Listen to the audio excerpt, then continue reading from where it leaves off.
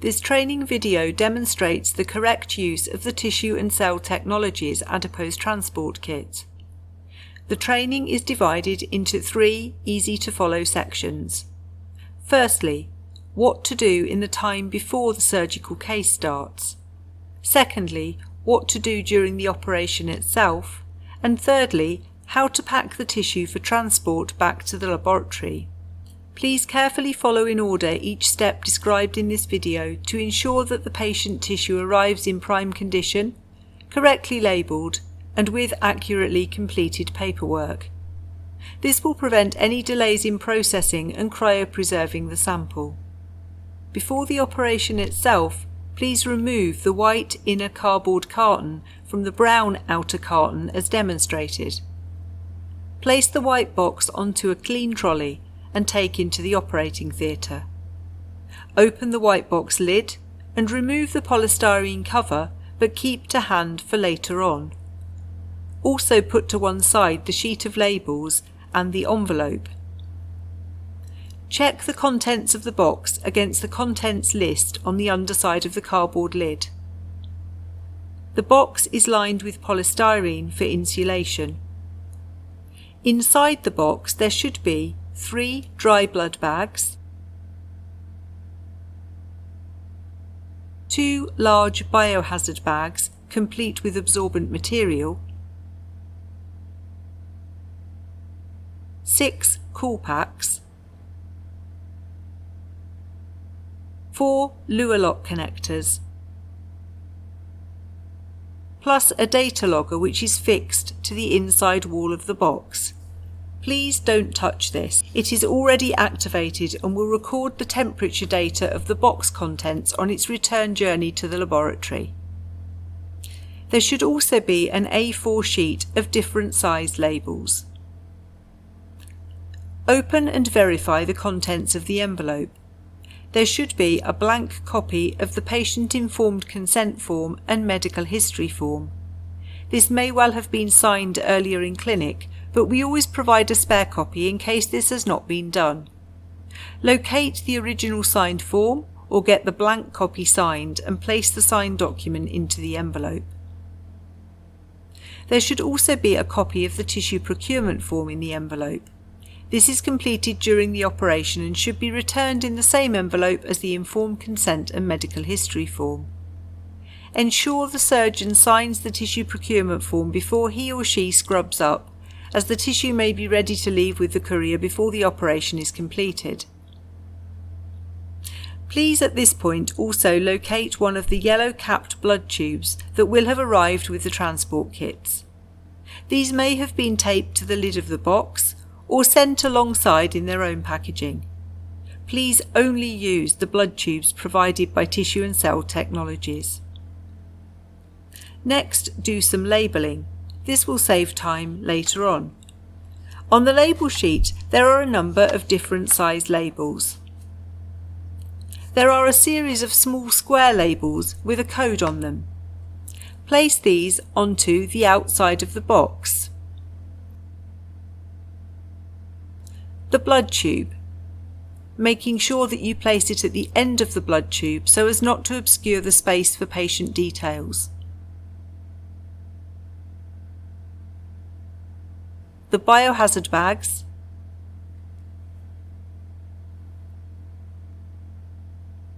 and onto the consent if unlabelled. The large rectangular transport label needs completing and sticking in the dotted rectangle on the outside of the box.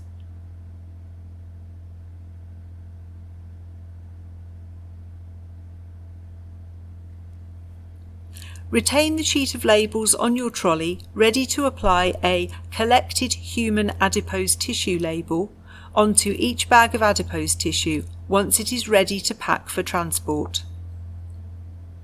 Also retain on the label sheet until the final step the security seal, used to seal the box before it's taken to the courier collection point.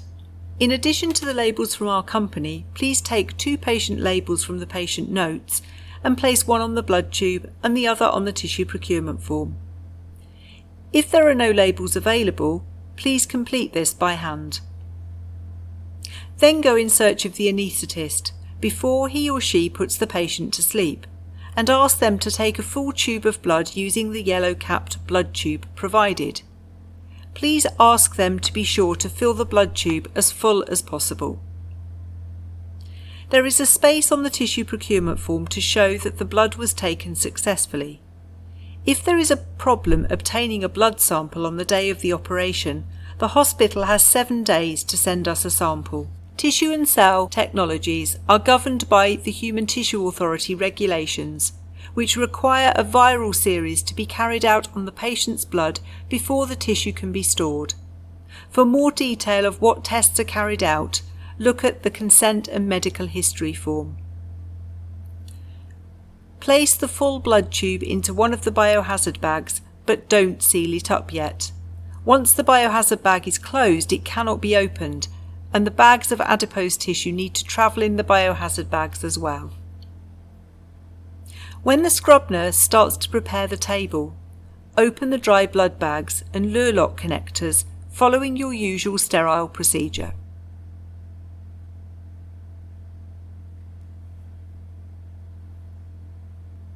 At this point, there is often time to partially complete the tissue procurement form.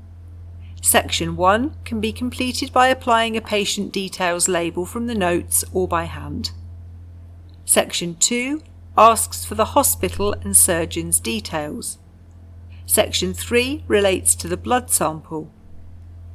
Section 4.1 refers to the lot number of the kit and the expiry date, both of which are found in the checklist on the label underneath the cardboard lid, to the left just above the kit contents list. Complete section 4.2 onwards as surgery progresses. Just note, there is a space to record the approximate volume of tissue sent to us, but this doesn't need to be exact, as we will measure it precisely at our end. Now you are ready for the surgery to begin. Once the surgeon has harvested adipose tissue using their regular method of harvest, the scrub nurse can transfer the tissue to be sent for storage into the transport bags using a 50 ml lure lock syringe. This is not provided as they are generally available. The scrub nurse will cap off the tube using the white bungs and close the blue clip.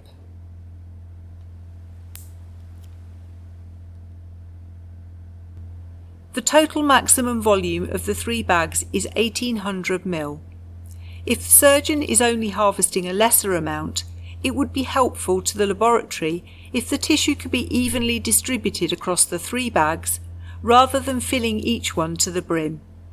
This speeds up the processing time back in the laboratory so that the tissue is cryopreserved more quickly on arrival. Please keep any spare unused bags in theatre in case there is a bigger harvest. It is acceptable to send up to 4 full bags of tissue back in one transport kit.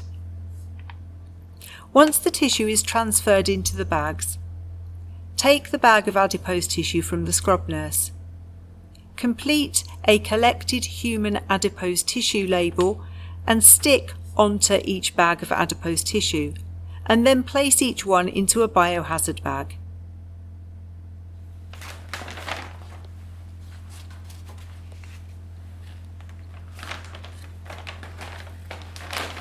Place up to 2 bags of adipose tissue in each biohazard bag and seal them.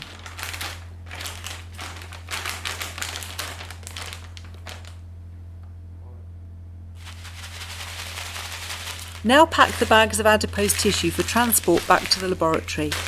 Take each of the cool packs and activate them by twisting the cool pack as demonstrated until they start to feel cold. Place 2 cool packs in the bottom of the box, then one of the sealed biohazard bags, and then another layer of cool packs, followed by the second biohazard bag if needed, and finally a top layer of cool packs. In any event, you should always use all 6 cool packs around the tissue. The tissue should be sandwiched between cool packs. Pick up the polystyrene cover that was removed in the beginning and put it back on the top of the box. Take the envelope of completed documents and tick the boxes on the front to indicate that the appropriate paperwork is enclosed. And lay this on the top of the polystyrene lid. Shut the white hinge lid of the box and seal with the security seal found on the label sheet. The box is now ready to be taken to the courier pickup point.